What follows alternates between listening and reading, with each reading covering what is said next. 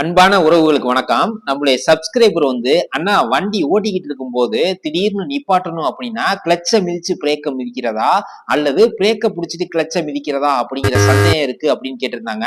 இந்த சந்தேகம் புதுசா ஓட்டுற எல்லாருக்குமே வரக்கூடியதுதான். எப்ப நீங்க காரை நிப்பாட்டணும் அப்படின்னாலும் முதல்ல நீங்க பிரேக்க தான் மிதிக்கணும். கிளட்ச மிதிச்சுட்டு பிரேக்க மிதிக்க கூடாது. ஏன்னு கேட்டா கிளட்ச மிதிச்சா உங்களுடைய என்ஜின் ஃப்ரீ ஆயிரும். பிரேக் போட்டாலும் கொஞ்சம் தூரம் இழுத்துக்கிட்டு போய் தான் நிற்கும். ஒருவேளை நிக்காம போறதுக்கு வாய்ப்புகள் இருக்கு. அதனால எப்போதுமே பிரேக்கை தான் நீங்க மிதிக்கணும்.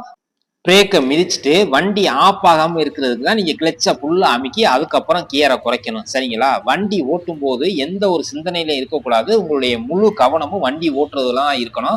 இந்த மாதிரி கன்ஃபியூஷன் வர்றதுனாலதான் நிறைய ஆக்சிடென்ட்கள் நடக்குது. அதனால எப்போதுமே நீங்க பிரேக்கை தான் ஃபர்ஸ்ட் மிதிக்கணும். சரிங்களா? அதுக்கப்புறம் தான் கிளட்சை மிதிக்கணும். இதை நல்லா ஞாபகத்துல வச்சுக்கோங்க.